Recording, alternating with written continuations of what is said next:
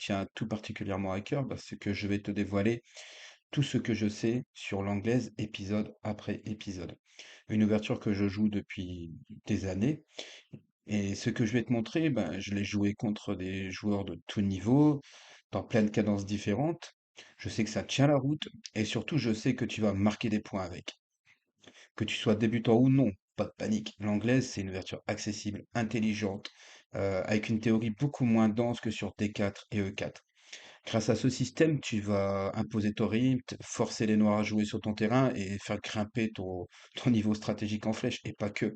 Alors accroche-toi, abonne-toi, active la cloche, like si tu kiffes, et commente si tu as des questions ou tout simplement si tu as envie de participer. Allez, c'est parti. Donc l'anglaise, ça commence par le coup C4, les noirs vont répondre le coup E5. Bien sûr, il y a plein d'autres variantes, on les verra dans des prochains épisodes. Aujourd'hui, on va regarder le coup KC3. D'ailleurs, juste pour mettre un petit guillemets, on va dire, si vous regardez bien cette position, c'est 4-5, bah, c'est une Sicilienne inversée. Sicilienne inversée, c'est quoi? Bah, c'est ça, tout simplement. Donc les joueurs qui jouent déjà à Sicilienne l'auront remarqué, mais les joueurs qui jouent à Sicilienne, ils savent déjà que sur E4, c'est une réponse extrêmement puissante contre 4. C'est d'ailleurs peut-être la meilleure défense contre 4. Mais là, vous la jouez avec un temps de plus. Donc, c'est quand même pas mal. Ce qui veut dire que vous allez avoir des bonnes positions. Donc alors on commence par KSC3 parce que tout simplement c'est le répertoire que je vais vous proposer, c'est la variante que je joue le plus. Bien sûr il y a G3 aussi qui se joue, mais c'est d'autres lignes. KVF6, donc pour tous les autres coups, on le verra dans l'épisode 2 sur la variante avec C4-5, les autres coups que KVF6 et KVC6 qui forment la variante des 4 cavaliers, KF3, KF6. On arrive dans notre variante principale. La première variante que je voudrais vous le montrer, parce que c'est la variante qui va vraiment, on va essayer de construire notre répertoire à partir de cette variante-là. Enfin pour moi c'est déjà fait, mais pour vous, voilà. Donc, ici, le coup clé que j'aimerais bien que vous reteniez. Alors, il y a plein de coups ici, il y a plein de constructions possibles. On peut jouer G3, on peut jouer E3, D3, D4 se joue aussi, même si c'est un peu moins fort. A3, enfin, vous avez plein de constructions possibles. Moi, le coup que je vais vous proposer, c'est le petit coup E4.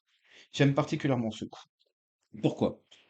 Bah, je sais que ça peut paraître bizarre parce qu'on joue le coup E4, on voit que la case D4, certains vous diront la case D4 est affaiblie. Oui, c'est vrai, c'est un trou, mais il faut encore pouvoir l'exploiter. L'idée aussi de tout ça, c'est qu'ici, vous contrôlez très très bien D5. Et n'oubliez pas que dans ce genre de système, l'idée principale des noirs, c'est de pousser D5.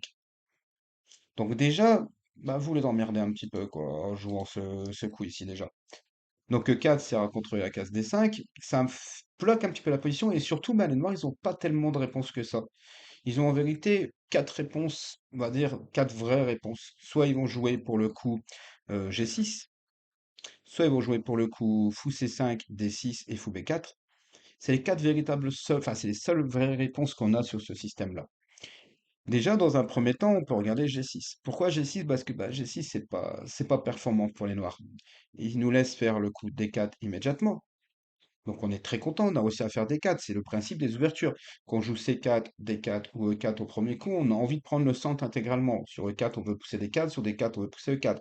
Bah, sur C4, on aimerait bien pousser D4 et E4, et là on a réussi. Donc, puis on prend ce qui est logique, hein, puis on prend tout. Si par exemple ici, il avait voulu, en jouant le coup D6, bah, le problème de D6, c'est qu'on va jouer tout simplement D5, mettons cavalier E7, et C5, par exemple, fou G7. Donc là, on est dans une sorte d'Est-Indienne, mais avec plein de temps de plus. Et regardez, dame A4, fou D7, on attaque le pion, il est obligé de venir là. J'échange le fou de case blanche. Sur l'Est-Indienne, c'est souvent le fou qui nous permet d'aller sacrifier en H3. Bref, pour ceux qui connaissent l'Est-Indienne, ils savent de quoi je parle. Voilà, et on obtient ce genre de position où on voit tout simplement que dans cette position-là, on a une structure affaiblie. Le fou de case noire ici, bah, il est enfermé derrière sa muraille de pion, donc obligatoirement c'est un mauvais fou. On a des plans possibles à ramener une tour en C1, pourquoi pas un cavalier en C4 pour taper sur D6 et B6. On n'a bien sûr pas peur des coups de cavalier ici qui ne serviraient pas à grand-chose en vérité. Dans cette position ici, on est déjà extrêmement bien. On a une bonne position. Alors, je vais pas vous donner des avantages d'ordinateur, plus 1, 0, compagnie, parce qu'en réalité, souvent les ordinateurs, on va dire ça, ils peuvent vous donner une position égale, c'est-à-dire un 0-0, mais il ne faut pas oublier que ce sont des ordinateurs. Des fois, ils sont obligés de jouer des coups vraiment étranges qui ne sont pas du tout humains pour réussir à obtenir cette égalité. On est des humains, donc nous, on joue de manière pratique, et de manière pratique, cette position, vous avez l'avantage. tout simplement. Il y a vraiment pas à chercher beaucoup plus loin, il faut jouer comme un humain, il faut pas se référer tout le temps à l'ordinateur. Dans certaines positions tactiques, vous pouvez, parce que l'ordinateur a raison sur les positions tactiques. Mais sur des positions comme sur l'anglaise, souvent dans l'anglaise, il vous donne une égalité, alors qu'en vérité, en pratique, ben, c'est pas du tout facile à jouer. Donc là, on est arrivé donc à D4, je disais, donc si je joue D6, je crois que j'ai fait D5, si je me trompe pas, ouais, c'est ça. Donc à la place de ça, il va tout simplement prendre. Parce que D6, on voit très bien que c'est caca, quoi, hein. Cavalier prend, fou G7. Donc ici, plusieurs lignes sont possibles, hein. Par exemple, l'ordinateur, ici, dans cette ligne-là, il va vous donner KSC6. Ok, KSC6, c'est un coup qui se joue. Le problème de KSC6, c'est qu'on a un avantage d'espace dû à nos deux pions. C'est ce qu'on appelle une structure Maroczy, avec la case des sacs qui est en grippe. Donc on a envie de garder nos pièces. Moi, je conseillerais plutôt de mettre le cavalier en C2. Parce que C2 ici pourra rebondir en E3, D5, il contrôlera F5 indirectement, mais c'est surtout pour venir contrôler D5. Attendez, excusez-moi, je mets ça là. Donc c'est surtout pour venir contrôler D5 en E3. On peut aussi contrôler l'aile. Et c'est souvent un rempli de cavalier normal. Donc ici, bah, souvent les noirs vont répondre le coup D6. Pas de problème, on va continuer à se développer avec fou 2, petit roc. Bon, ici j'ai mis plein de coupes aussi, mais ici par exemple le coup fou G5 est tout à fait satisfaisant. Pourquoi fou G5? L'anglais c'est un jeu stratégique, hein. Il faut bien comprendre qu'on cherche les petits affaiblissements. Et là on veut forcer, enfin on veut les noirs, encourager les noirs à jouer H6 pour pouvoir replier. C'est une sorte de coup fantôme en vérité. C'est comme si on avait fait fou 3 le pion là, mais là on a fait gratuitement. Fou G5, fou 3, c'est ce qu'on appelle un coup fantôme si je me souviens bien. H6 et on revient. En gros, bah, j'ai gagné un temps. Je me suis développé en E3, maintenant c'est à toi de jouer. Bien, t'as joué le coup H6 qui est un coup utile. Parce qu'un jour je pourrais peut-être arriver à le prendre. Et ça va continuer avec des positions comme ça. Là, c'est un exemple que je vous ai mis, H4 par exemple. Vous pouvez aussi jouer tout à fait F3 aussi, qui est tout à fait jouable. Par exemple, c'est une structure Marouzi comme une structure Marouzi classique. Ou pourquoi pas, votre cavalier à un moment, il va venir ici pour venir contrôler des 5. Vous allez faire aussi un B3, mettre une tour ici. Enfin bref, c'est une structure Marouzi classique. La Marouzi, on la joue beaucoup aussi sur la sicilienne, mais c'est pas une structure typique de la sicilienne, c'est une structure typique de plein d'autres systèmes. Donc là, pareil, vous avez une position tout à fait agréable, très facile à jouer, comme je dis, vous pourrez même faire des béliers comme ça, c'est hyper intéressant, ce genre de position. Donc, alors on était arrivé à G6, donc D4, donc je pense que j'ai tout dit sur G6, D4, donc on voit bien que G6, c'est pas performant en vérité. Les noirs rentrent en plein dans le jeu des blancs et bah, permettent D4, donc c'est pas vraiment performant. On peut se dire aussi que après E4, pourquoi pas essayer D6 tout de suite? D6, après tout, pourquoi pas? C'est vrai que c'est un coup qui peut permettre de tenir. Pas pareil, le même traitement. On vous laisse faire des 4, vous faites des 4.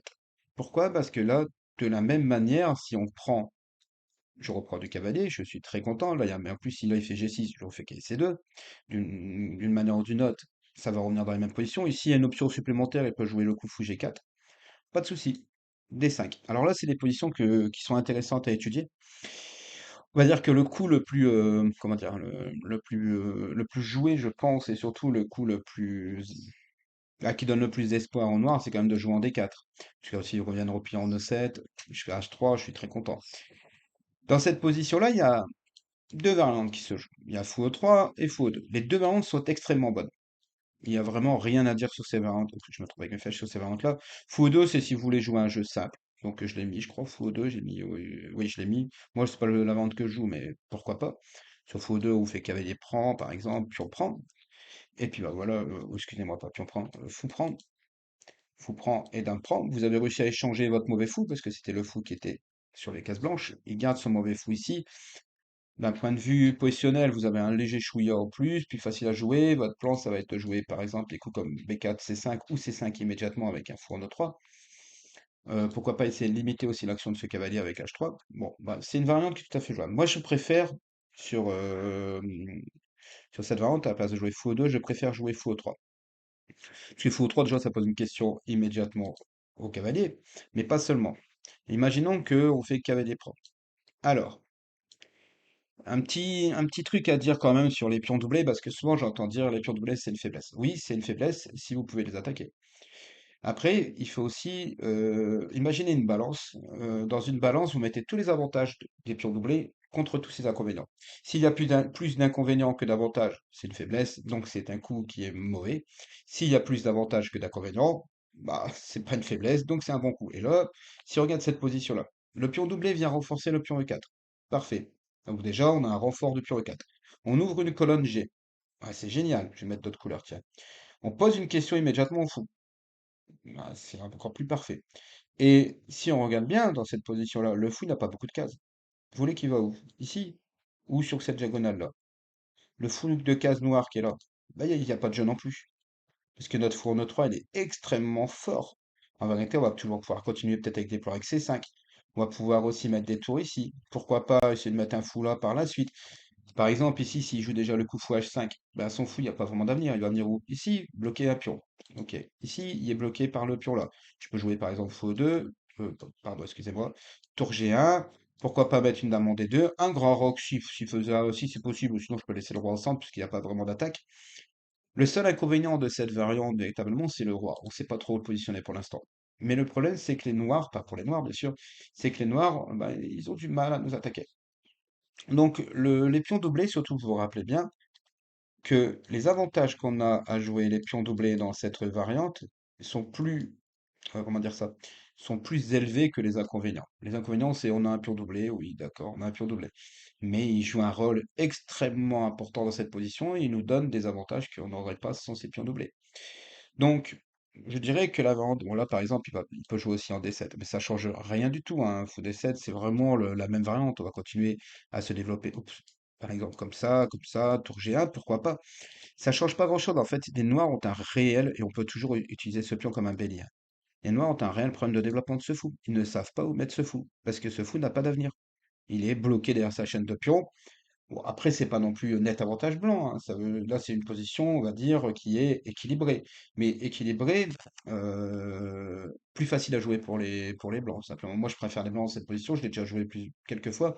Et honnêtement, j'ai eu des positions hyper agréables, sans aucun problème. Donc, passons à... Donc là, on a vu tout sur cavalier 3. Alors, par contre, une petite variante piège. Les noirs peuvent, enfin, piège, entre guillemets. Les noirs peuvent se dire, je prends avec mon fou, vu que mon fou, il me sert à rien. Et là, jouer G6. C'est pas con, hein. Parce que là, ils se disent, bah, tu me prends, je te reprends, hop, je te donne le pion, surtout ne faites pas ça. Pourquoi? Parce que ce fou-là, depuis tout à l'heure, on joue contre ce fou-là. Ce fou-là, il était bien très mauvais. Et là, d'un coup, en venant en G7, bah, qu'est-ce qu'on se rend compte? Qu'on lui a ouvert une immense diagonale pris d'un pion. Bah, la compensation, elle est largement suffisante. Le cavalier va même pouvoir peut-être venir exploiter ses cases ici ou là avec un coup de cavalier D7 par exemple, ou cavalier H5 pour venir ici. Donc, là, vous avez une immense diagonale qui vient de s'ouvrir au prix d'un pion. Ouais. Et le pire, c'est que vous avez gardé votre mauvais fou. Bon, il va peut-être venir ici, c'est vrai, il va avoir peut-être joué ici, mais quand le cavalier va venir en F4, moi, je pense quand même que les compensations sont fortes. Donc, le plus simple dans ce genre de variante, c'est vous ne prenez pas le... Là, c'était comme ça. Vous prenez bien le fou, vous ne prenez pas le cavalier, tout simplement, et vous faites le coup que l'ordinateur préfère, KB5. Pourquoi KB5? Parce que je veux te faire sauter ce cavalier, c'est ta pièce la plus forte. Donc il faut que je te la fasse sauter. KB prend, pion prend. Et là c'est rigolo parce qu'on a de nouveau des pions doublés, ici. Et on a des pions doublés là. On a quand même une position un peu atypique, on a des pions doublés un peu partout. Mais ces pions doublés, de nouveau, on fait la liste des avantages et des inconvénients. Ils contrôlent la case C6, donc ils t'empêchent C6. Ok. Ils ouvrent la colonne C. On pourra un jour peut-être monter une attaque comme ça. Ceux-là, on les connaît déjà. Donc ce sont des pions doublés qui ne sont pas vraiment faibles. C'est plutôt même on va dire une petite force, on va dire. Alors, on revient en arrière. Donc là, on a vu D6. On voit que D6, si on ne prend pas le pion, bah, c'est pas convaincant du tout. Et là, on arrive bah, sur ma variante préférée dans ce système-là. J'ai marqué le plus de points sur cette variante-là parce qu'elle est vraiment hyper intéressante. Cette variante-là, c'est fou C5. C'est la variante la plus jouée par les amateurs. La meilleure ligne, c'est fou B4 qu'on verra après. Enfin, c'est la meilleure ligne. C'est pas, c'est la ligne qui donne le plus de chances pratiques au noir. Ici, cette variante-là, le coup à retenir, c'est la position clé que vous devez retenir. Le coup à retenir, c'est cavalier prend E5. Cavalier prend E5, ça me paraît bête, bizarre, parce que la plupart des joueurs débutants comme non débutants, parce que moi j'ai déjà joué cette position contre un 2200 il y a plusieurs années, il m'a joué le coup fou F2 immédiatement, parce qu'il me déroque. Parce qu'il s'est dit, effectivement, bah, on va voir la variante après, mais il me déroque, il se dit comme ça, j'ai gagné un pion, t'as gagné un pion, je récupère là, des 4, ok, mais j'ai t'ai déroqué. Ouais, mais le seul problème dans cette position-là, c'est qu'effectivement, tu m'as déroqué. Je vais faire un roc à la main. Et si j'arrive à faire un roc à la main, Ben, j'ai le centre entièrement. Et la compensation du centre, elle est 100 fois plus importante que tous les petits désavantages structurels que je peux avoir temporaires. Et j'ai bien dit temporaires, ce sont des avantages temporaires. Par exemple, si tu me joues un truc comme ça, je viens ici. Je suis très content. Ils peuvent tenter un truc qui peut être un peu chiant, c'est qu'il y avait FG4. C'est le seul truc qui peut être un peu chiant ici, de mettre une dame en F6. Pourquoi? Parce qu'il faut faire attention ici, il y a des pièges qui peuvent survenir, hein. Par exemple, si que je me souviens, attendez, j'essaie de me souvenir. Tac, tac, tac, tac, tac. Oui, par exemple, je me souviens de ça, cavalier, Foula et dame échec. Ouais, le problème, c'est que bah, là, c'est pas que échec, hein, c'est que je suis obligé de venir ici et je perds le fou. Donc ça, par contre, là, c'est très bien pour les noirs. Donc surtout, il faut quand même faire un minimum attention. Il faut juste à travailler un petit peu. Hop, dame F6. Et ici, il y a dame E2 et dame D2 qui joue. Je crois que dame D2, c'est peut-être un peu plus fort. Oui, voilà, sagesse que j'avais mis. Dernier petit truc à faire attention dans cette position, j'ai mis un peu beaucoup de flèches. Je vais en enlever certaines comme ça. Je vais mieux vous expliquer, ce sera plus simple. C'est du rouge. Alors, pourquoi j'ai mis cette flèche rouge là? Parce que le cavalier est en prise. Vous pouvez dire, je vais le prendre. Eh, mais si tu le prends, je fais dame B6. Donc, imaginons, on va avoir la variance. Attendez, je sais pas. Comment c'est que ça joue pas là? Ah oui, c'est au noir. Mettons, je sais pas, les noirs ils jouent dessus. Qu'est-ce que j'ai mis dessus? Oui, mettons, ils jouent ça. Tu peux te dire, je vais prendre ici. Bah oui, mais si tu prends là, il y a échec. Tu peux pas venir ici parce que la dame, il y a un cavalier. Tu peux pas venir là, il y a un cavalier ici. Donc, il faut bien faire attention à cette diagonale. C'est pour ça que je l'ai mis en rouge. C'est le petit piège qu'il faut faire attention. Je préfère quand même vous dire les pièges pour pas que vous les preniez. Ici, pareil, donc voilà, il faut éviter de faire ça. Donc par contre, nous, ce qu'on menace, on menace quai D5 ici. On menace H3. Et là, on menace aussi de prendre ton cavalier à un moment ou à un autre. C'est-à-dire que si on a fait quai D5, par exemple, ici, bah, en faisant quai D5, on tient ta case ici, on attaque ta dame. On tient la case ici, on menace puis on prend cavalier. H3, on vire ton cavalier et on prend la case pour le roi. Donc ici, par exemple, alors la partie, moi j'avais mis ah oui, il faut pas de A6, excusez-moi. J'ai mis KSC6 par exemple. Là, j'ai dit. Alors, on pourrait faire E5, mais sur E5, il y a peut-être des sacrifices, ça peut être embêtant. On peut faire H3, c'est plus simple. Et là, vous jouez E5. Et là, vous avez un net avantage. Tout simplement pourquoi? Parce que ben, vous allez continuer. Votre roi va venir ici. Votre fou va se développer à un moment ou à un autre, par exemple ici. La tour, elle va venir là. Et on voit bien qu'il y a un cavalier qui est bizarrement installé là-bas. Le cavalier ici, pareil, est un peu bizarre. Vous avez tout le centre, mais sans aucune compensation. C'est impressionnant cette position. Donc il faut surtout pas avoir peur de fou F2, c'était un mauvais coup. Un très très mauvais coup. Donc cavalier E5, le meilleur coup dans cette position, c'est tout simplement de prendre le cavalier. Ce qui me paraît logique. Si on peut pas prendre le plus haut en F2, il faut prendre le cavalier. D4. Alors les noirs peuvent se dire, bah oui, ok, je vais te prendre. Bah alors là, c'est jackpot, c'est bingo, vous avez gagné la paire de fous sans faire d'effort. Il va revenir. Ah, c'est parfait, allez, mettons dame D3. Après, vous allez jouer peut-être à coup d'F3, j'en sais rien. B3, pas B4, mais B3, fou B2, enfin bref, vous avez gagné la paire de fou dans une position qui est semi-ouverte, là, qui va s'ouvrir. Et en plus, vous avez tout le centre. Ok, ça c'est parfait. Ça, vous êtes content quand vous voyez ça.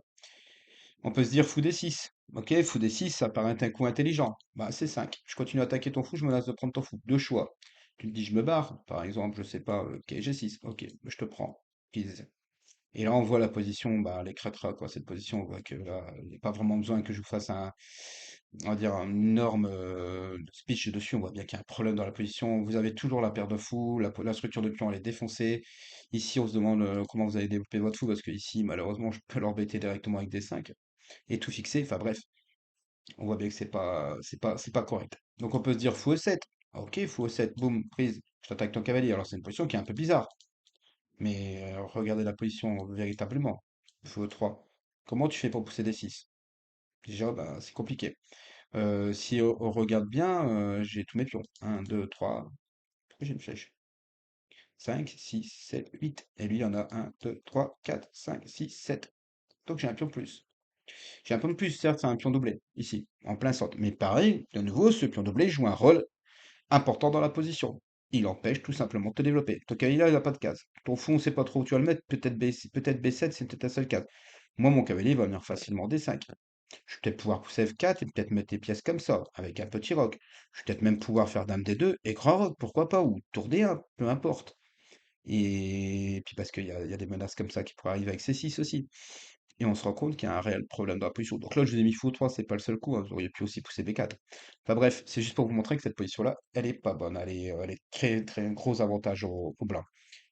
Donc fou d6, c'est pareil, c'est pas un bon coup. Donc que faire? Donc là, on voit très bien que les noirs, ils menacent de reprendre. Les blancs menacent de reprendre, on pourrait se dire tout simplement, je m'en vais, et puis c'est pas grave. Bon, bah, c'est pas grave, si tu fais ça, ça revient à la même position que tout à l'heure, j'ai gagné la paire de fou, bingo.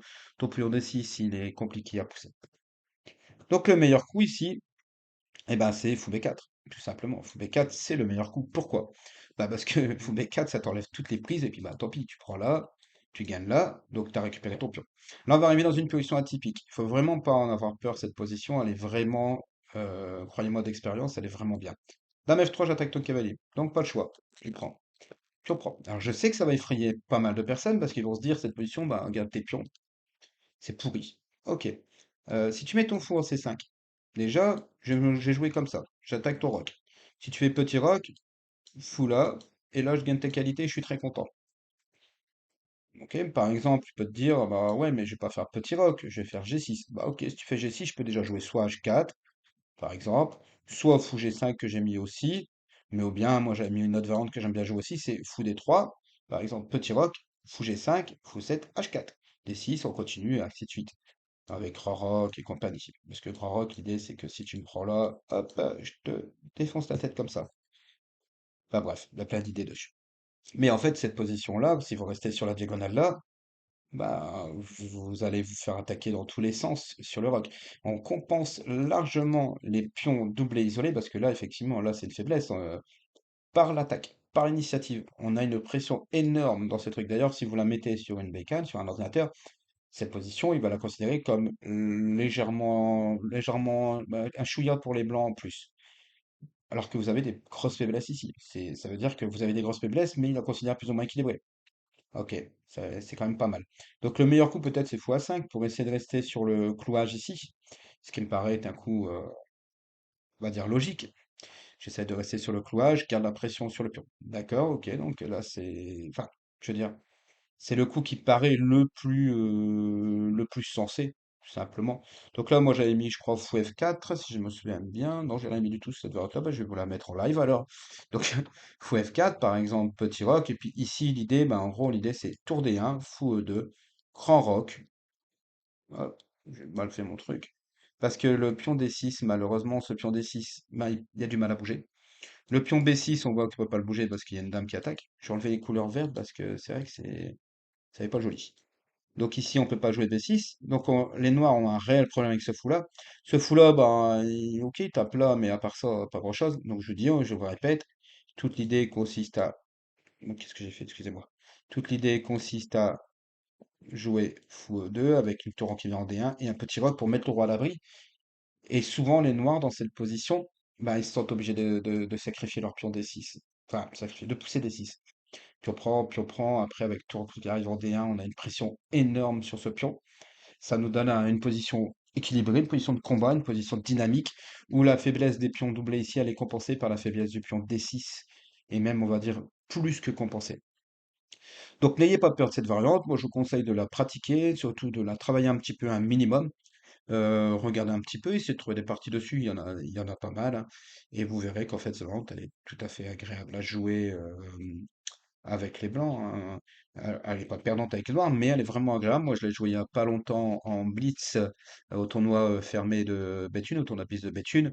Bon, c'était un tournoi, c'est un blitz, donc la partie, mon adversaire a réussi quand même à me poser des difficultés, mais j'ai pas eu de difficulté dans l'ouverture, bien au contraire, mon adversaire a même souffert le martyr. Donc ici, donc on était arrivé à l'heure, donc on avait fait fou B4, voilà, c'est ça.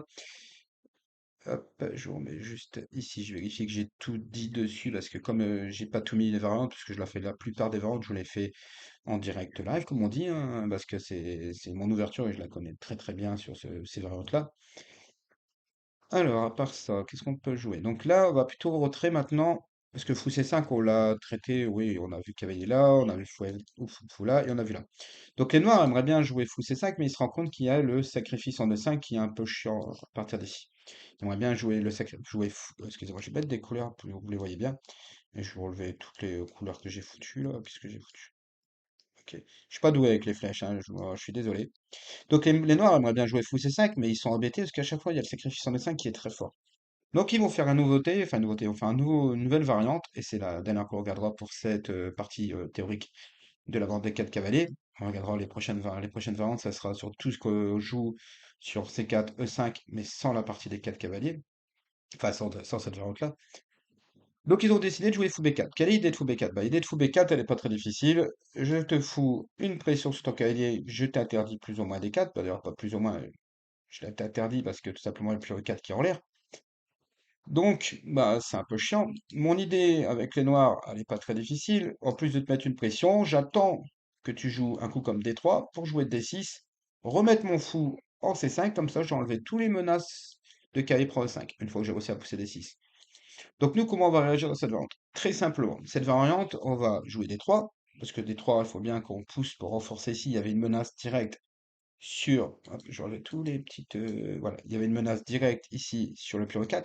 Après, il faut prendre, qui aurait pu être short. Alors c'est pas grave, hein, c'est pas perdant, hein. D'ailleurs, il y a même des variantes où je crois que c'est la variante de Carlsen, mais qui est pas dans cette période, pas dans cette ligne-là, mais où à un moment on donne le pion E4 et on se retrouve avec des dames qui arrivent en G4, tout ça. Il n'y a pas le cavalier en F3 de façon normalement. Mais bon, bref, on verra ça plus tard. Donc ici, je disais, oui, il y a une menace sur le pion E4, donc on joue D3 pour renforcer notre centre. Bien sûr, il y a toujours ce petit inconvénient en D4, mais ça, comme je vous dis, on va le gérer. Ici, on n'a pas peur des fous prend cavalier, puisque fou prend cavalier, bah, c'est comme tout à l'heure, c'est jackpot. On va pouvoir pousser des 4 à mon ou à notre. Ce pion-là, on va l'avancer. On va mettre notre fou ici si possible, ou là, ou en E3 avec un coup de H3 par exemple. On peut aussi jouer avec G3, fou G2, ou directement mettre notre fou en E2. Et pourquoi pas venir le placer sur, ici quelque part ou là, peu importe. Et à un moment ou à un autre, on va pousser des 4. Cette position, elle va s'ouvrir. Comme souvent, les positions fermées ont tendance à s'ouvrir. On a effectivement des pions doublés, mais quand on pèse les avantages et les inconvénients, notre colonne B est ouverte. On a un contrôle supérieur de D4 qui soutient la poussée. On contrôle aussi la case importante B4 qui interdit tous les coups de cavalier. Le petit en fait, le seul véritable faiblesse, elle est ici, la véritable faiblesse, c'est avec le pion isolé. Mais pour aller l'attaquer, bah, il faudra que tu te lèves de bonne heure quand même, hein. Alors, donc fou B4, je disais, donc je disais D3, D6. Ici, bon, bah, fou prend cavalier, on voit que c'est pas bon. Donc, je veux dire, ici, fou prend cavalier, c'est pas bon après A3. Donc fou A5, ça paraît logique. Excusez-moi, j'ai fait une bêtise, je me suis trompé de touche. Fou A5 ou fou C5, d'ailleurs, ça change rien. On va jouer B4. Ah bah, en fait, mais c'est même un peu plus chiant parce que là, on garde quand même des possibilités de jouer ça, même si pour nous, ça change pas, parce que nous, ici, on va jouer ça. Et on va aller chercher le fou, tout simplement. Pourquoi aller chercher le fou? Alors, bah, parce que tout simplement, bah, déjà, on gagne la paire de fou. Et c'est quand même important quoi de gagner la paire de fous parce qu'on a réussi à installer quand même une majorité de pions. Alors même si objectivement cette position est égale, est équilibrée, égale ça veut pas dire nul, ça veut dire simplement qu'on a une position qui ne souffre pas de... Enfin que tous les déséquilibres sont compensés par nos propres déséquilibres, les équilibres adverses compensés par notre propre déséquilibre, mais ça veut dire aussi que c'est une partie qui joue. C'est une partie d'échec, tout simplement. Et que de toute manière, quand les deux joueurs jouent les meilleures lignes, en général, ça tend vers l'égalité. Donc ici, on va manger le fou à mon ou un autre, soit ici ou soit en D4. Et d'ailleurs, regardez, si je joue quelques coups, je crois que j'ai mis une variante. Oui, prise, prise. Donc là, j'avais mis KC3 pour revenir ici, KO2 pour chasser ce cavalier-là, et pourquoi pas après G3, notre fou va se développer en G2, pourquoi pas mettre celui-ci ici, ou H3 est là, et puis essayer de pousser les 4. Ce qu'il faut se dire, c'est qu'on a la paire de fous. Oui, les noirs vont vous dire la paire de fous, c'est une position fermée, donc je m'en fous totalement. Oui, sauf que toutes les positions fermées ont tendance à devenir des positions ouvertes à un moment ou à un autre. Donc, si on réfléchit à long terme, la paire de fou est un avantage dans ces positions-là. Et donc, si on réfléchit à long terme, on a une position saine, simple à jouer, avec des plans qui vont tout simplement être d'ouvrir, des plans simples d'ouvrir la position, soit par D4, soit par F4, puis d'y aller, quoi, et puis défoncer cette position. Moi, je l'ai joué quelques fois, j'ai jamais trop souffert de difficultés dans cette position, même contre des plus forts joueurs que moi. Donc, surtout, n'hésitez pas à, comment dire ça, à la tester. De toute façon, toutes les variantes que je vous donne là, testez-les, hein. Testez-les, c'est des variantes qui vont vous faire progresser. Parce que l'anglaise, de toute manière, va vous faire progresser d'un point de vue stratégique. Vous allez augmenter votre niveau stratégique. Vous avez une position saine, donc n'hésitez pas. Donc voilà, c'est fin de ce premier épisode sur la variante des quêtes cavaliers de l'anglaise. Comme vous pouvez voir, c'est des variantes qui sont hyper intéressantes et des fois un petit peu atypiques, mais que vous allez maîtriser. Je suis sûr que vous allez scorer là-dessus, vous allez marquer des points. N'hésitez pas à vous abonner si ce n'est pas déjà fait, à liker si ça vous a plu, à commenter si vous avez besoin ou si tout simplement vous voulez participer. C'est bien, ça me motive et ça me donne envie de continuer pour faire les autres épisodes. Voilà, bah moi je vous dis ciao ciao, à la prochaine dans une autre vidéo.